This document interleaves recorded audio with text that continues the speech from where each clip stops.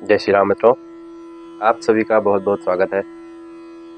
मित्रों, हम पूछते हैं अक्सर कि ग्रह बिगड़ क्यों जाते हैं।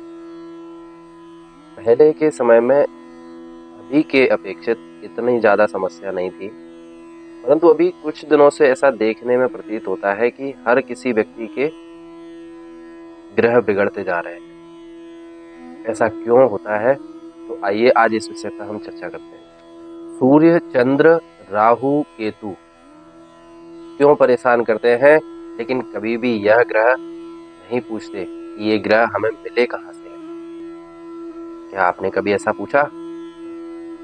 ये शरीर हमें माता पिता से मिला है, और शरीर ही वह माध्यम है जिससे सारे ग्रह, सारी ऊर्जा, सारी चेतना काम करती है। पिता सूर्य का स्वरूप है, जिससे हमें तेज, अनुशासन और आत्मबल प्राप्त होता है। और देखा जाए माता, माता चंद्रमा का स्वरूप है, जो कि करुणा, शांति और मन की स्थिरता का प्रतीक है। जब मूल ही अशांत हो तो शाखाएं कैसे शांत हो सकती हैं? जब आपके माता पिता ही दुखी हैं, तो फिर आप अन्य ग्रहों से कैसे अपेक्षा कर सकते हो कि कोई हमारा साथ देगा। जब सूर्य और चंद्र ग्रह अगर आपके बिगड़े हुए हैं, तो अन्य ग्रह आपके स्वतः ही बिगड़ जाएंगे। हम बाहर मंदिरों में ग्रह शांति ढूंढते हैं, पूजा, दान, अनुष्ठान करते हैं, लेकिन घर में अपने माता पिता की ओर नहीं देखते। जो व्यक्ति बाहर दान करता है और घर में माता पिता को समय नहीं देता, उसका दान फल नहीं देता। सबसे पहला ईश्वर कौन है? आपके माता पिता। जिसने माता पिता की सेवा कर ली, उसके लिए अलग से कोई पूजा की आवश्यकता नहीं होती, क्योंकि गुरुर् ब्रह्मा गुरुर् विष्णु गुरुर्देवो महेश्वरा गुरुर् साक्षात परब्रह्म तस्मै श्री गुरुवे नमः। अर्थात प्रथम गुरु माता पिता है आपके।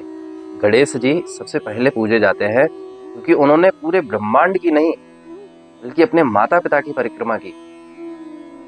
अगर कोई सच में जीवन में शांति चाहता है, तो उपाय बहुत सरल है।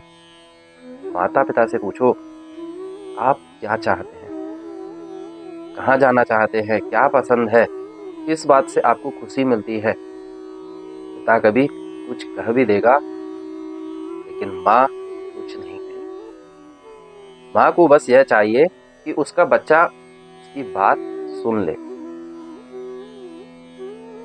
जो माता पिता के साथ समय बिताता है, वह जीवन का सबसे बड़ा ज्ञान पा लेता है, क्योंकि अनुभव से बड़ा कोई गुरु नहीं होता।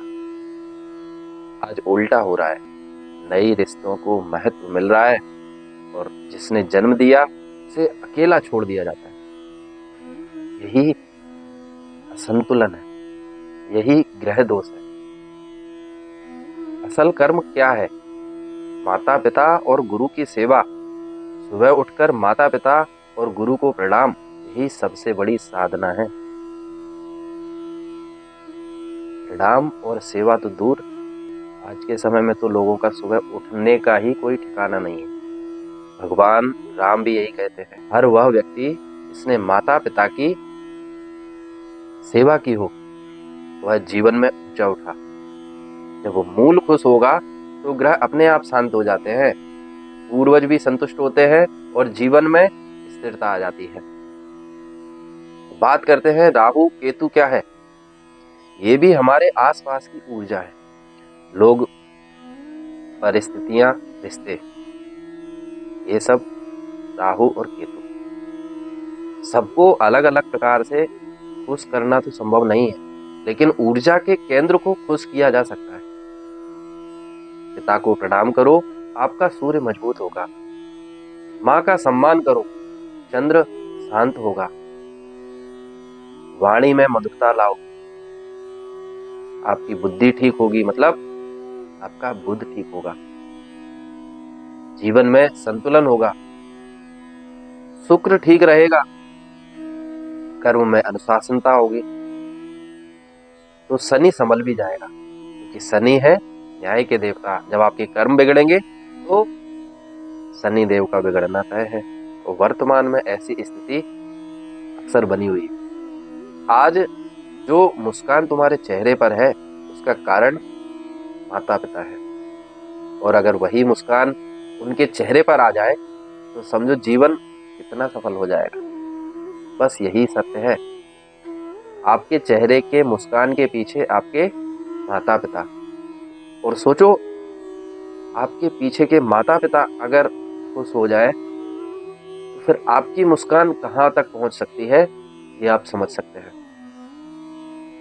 बाकी दुनिया में सब दिखावा है।